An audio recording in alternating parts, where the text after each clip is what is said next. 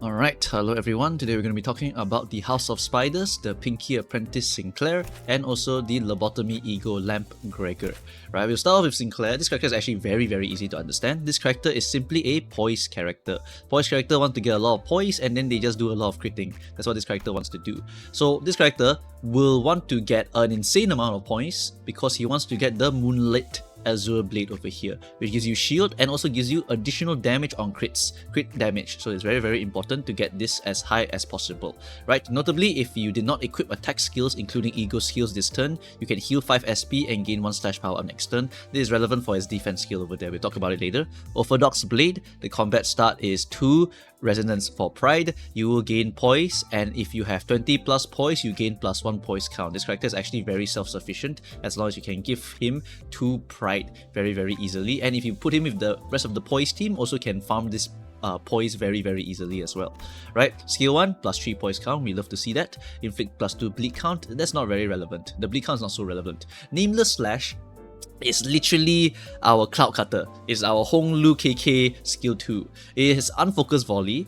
It has reuse coin once per skill, and once you get 10 plus Moonlit Azure Blade, you will reuse this coin again. So this skill is literally just a shing, right? You want to shing 4 times as much as possible, you want to crit, and you want to get Moonlit, so you need to farm a bunch of stuff and you do a lot of damage with this one. It's a 4 coiner in AoE, Unfocused Volley. So if there's only one target, it's better. If there's multiple targets, the damage gets split up, so it's not so OP, right? For skill 3, we got the 4-star Slayer. This one requires you to have a big amount of stacks because you want to get the additional base power. You want to get additional attack weight. If you only hit one target, the excess attack weight will actually lower itself down to give yourself a 100% damage boost instead, which is very awesome, right? After that, you consume your Moonlit Blade, then you have to build it up again later on, and then you deal additional damage over here, whatnot, and you deal more damage on critical hits, right? It's literally just like that, right? A character that literally just crits and does damage, and he wants to stack this Moonlit Blade so he can press his skill 3, right? So most of your gameplay is going to be skill 1ing and skill 2ing and skill 1ing and skill 2ing and skill 1ing and skill 2ing, and relying on the Pride Resonance to feed the rest of your poise.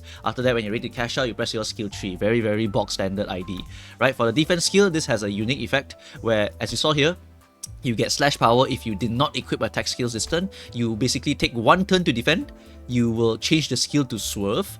You will change it to this evasion skill, alright, and you get 4 poise count and you gain 1 crit damage up next turn. So then you can go and use your skill 3 to give you additional crit damage bonus from this bonus thing over here, right? But of course it's only like 10%, max of 20%, so it's not that humongous of a bonus. You can do this if you want to. Otherwise, just doing skill 1, skill 2, skill 1, skill 2 into skill 3 will always be fine if you want to go and do that, right? Just that a little bit of optimization will be just using this, but sacrificing 1 turn is also not very good, right? Maybe if you give her multiple actions, then it becomes a lot better, right? Then you can evade at the same time, and then you can also pop this one. But although this one is unfortunately next turn, so it doesn't work like that, sadly. Right, so yeah, this character is just a very box standard Pride ID. You slap him with Thoracal Gears, you just do the Pride stuff, you crit, you win the game. End of story. Win rating is generally quite okay, honestly, with this character. Just don't win rate until the red skill come out, that's all, right? Okay, moving on, we have the Lobotomy Ego Lamp Gregor. This ID is a tank ID, right? Very cool lamp bonus over here. The lamp allows you to basically clash anything, right? Not the lamp, but the entire passive, the dazzling lamp, allows you to clash anything in the game, right? The lamp itself will give you bind next turn for every 2 stacks, and once you have maximum stacks, you will gain 10 aggro, and you will also inflict dazzle. Dazzle is another very important mechanic for you. Dazzling is to apply a debuff onto the enemy, right? So over here, we have lamp. At turn start, every single turn you will get lamp, right? You cannot change this unit speed, and when you chain the skills, you can redirect any attack to you. So even though you're perma 1-4 speed, any 10 speed, 20 speed, all can be redirected to you. Very powerful mechanic, very powerful, right? When you gain haste, you also gain 1 clash power up, and this character is actually a very good clashing character, a tanky clashing character, very nice, right? Ego Gear Proficiency Manual. If you run more Ego Gear characters, which means we are getting the rest of them later on, we are also going to get defense level up. Right? When an ally dies, you gain 2 pierce damage up, and the last one really wants you to get Gloom Resonance of at least 2.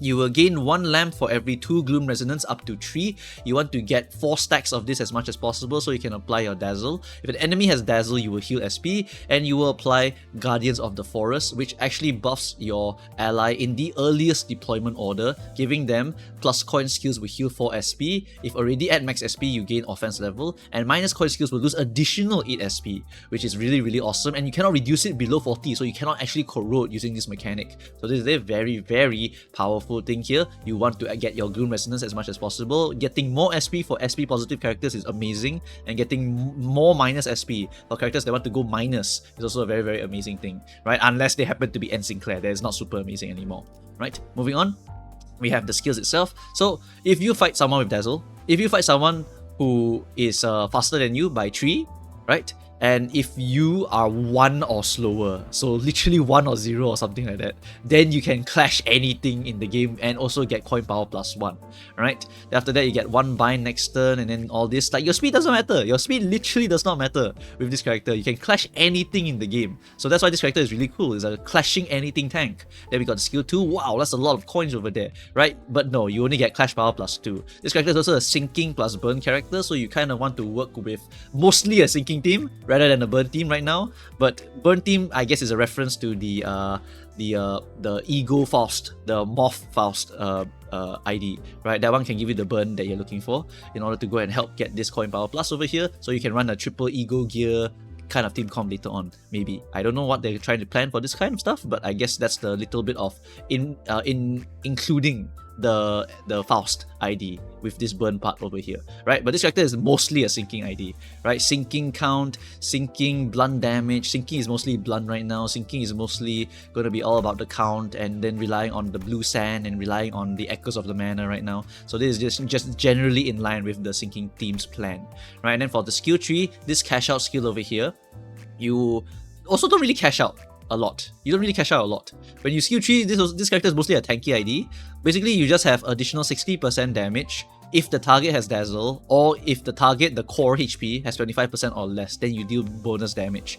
And if the target has dazzle, you will deal gloom damage equal to 80% of this coin's final damage. So that's why dazzling is very important. This character is very specifically going to be very good in a big boss fight rather than any other mobbing fight. This character really is ass in a mobbing fight, because the way the lamp works is that the dazzle only applies to the enemy core with the most current HP every time you get the lamp stacks to 8.